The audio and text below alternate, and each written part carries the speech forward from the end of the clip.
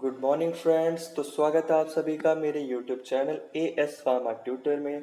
तो मैं हाजिर हूँ आप सबके लिए लेकर के गैस्ट्रो इंटेस्टाइनल ड्रग का सेकंड पार्ट, जिसमें हमारा आज का टॉपिक रहने वाला है एंटी डायरियल ड्रग्स। तो चलिए वीडियो को स्टार्ट करते हैं। इससे पहले हमने कॉन्स्टिपेशन को कवर किया था और हम आज डायरिया को कवर कर रहे हैं। तो सबसे पहले जान लेते हैं कि डायरिया होता क्या है।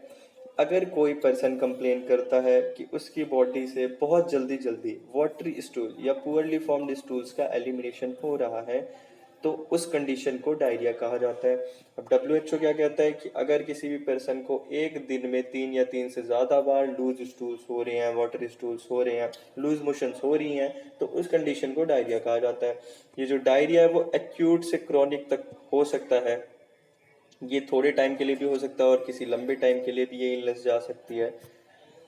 अब डायरिया किन कारणों से हो सकता है उसे हम समझ लेते हैं। तो अगर आपने मेरा इससे पहले कॉन्स्टिपेशन टॉपिक का वीडियो देखा है और आपके सारे कॉन्सेप्ट क्लियर हैं, तो आपको इसे समझने में बहुत आसानी होगी। तो मैं इससे पहले वाले वीडियो का लिंक डिस्क्रिप्शन में प्रोवाइड कर दूंगा। तो आप पहले वीडियो को पॉज करिए, सबसे पहले फर्स्ट वीडियो को देखिए, उससे आपको ज़्यादा समझ आएगा, ज़्यादा आपके कॉन्सेप्ट क्लियर होंगे। तो हमने बेसिकली कॉन्स्टिपेशन में क्या किया था कि फीकल मटेरियल ड्राई हो जाता है, हार्ड हो जाता है, जिसकी वजह से वो बॉडी से एलिमिनेट आउट नहीं हो पाता।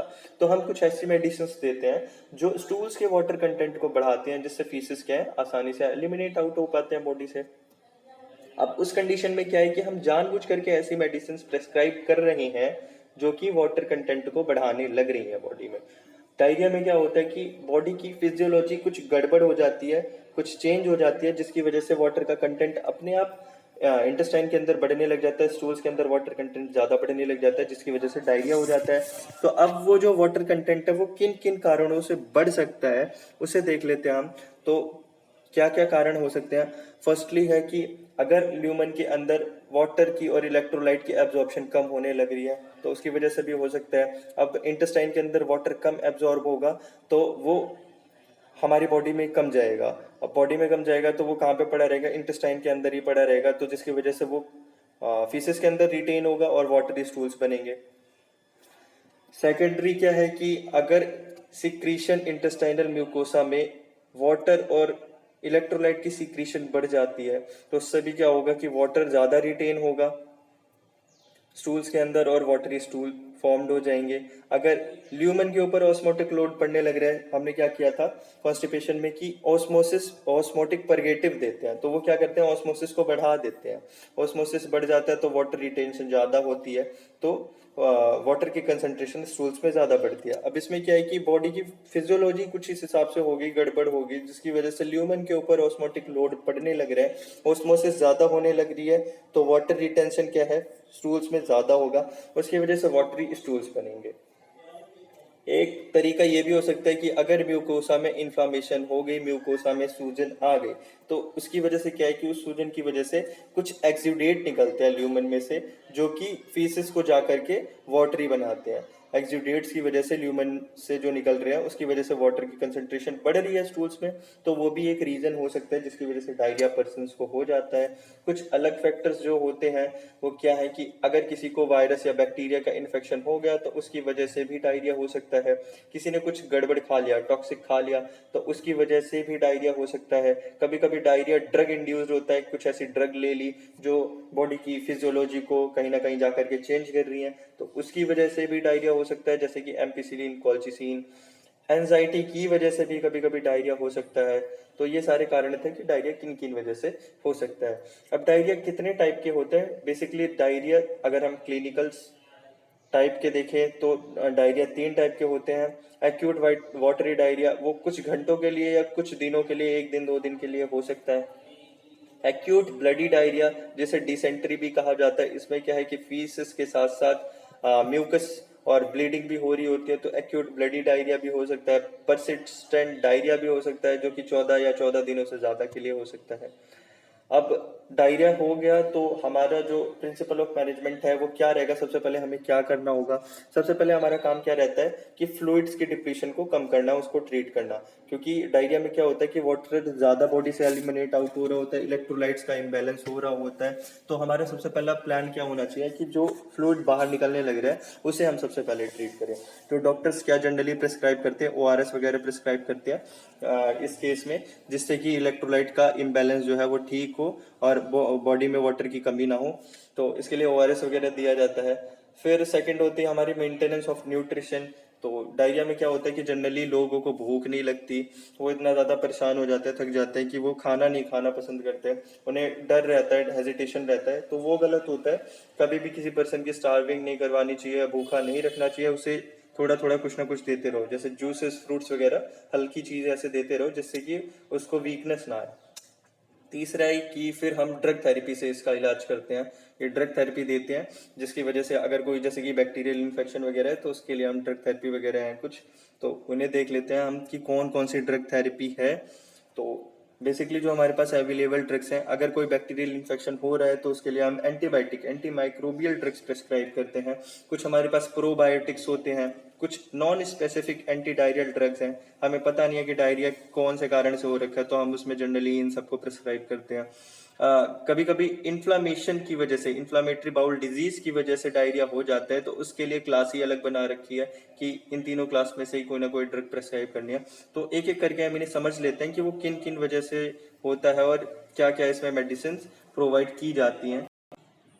तो सबसे पहले आते हैं एंटी माइक्रोबियल एजेंट्स। तो जो डॉक्टर्स हैं वो पेशेंट्स को जनरली प्रेस्क्राइब कर देते हैं ऑलमोस्ट हमेशा ही कि कोई भी अगर डायरिया हो रखा हो तो एंटी माइक्रोबियल्स को जनरली एक दो प्रेस्क्राइब कर ही देते हैं वो। एंटी माइक्रोबियल्स किन किन कंडीशंस में नॉन इफेक्टिव रहते हैं। तो एंटी माइक्रोबियल्स, अगर इरिटेबल बाउल सिंड्रोम हो गया तो एंटी माइक्रोबियल्स जो है इन इफेक्टिव रहेंगे। अगर कोयलिक डिजीज हो रखी है तो उस केस में भी एंटी माइक्रोबियल्स को देने का कोई फायदा नहीं है। अगर पेनक्रियाज में एंजाइम की डेफिशिएंसी हो गई, एंजाइम कम बनने लग रहे हैं पेनक्रियाज में, तो उस कंडीशन में भी एंटी माइक्रोबियल देने की कोई नीड नहीं है, वो भी इनइफेक्टिव रहेंगे।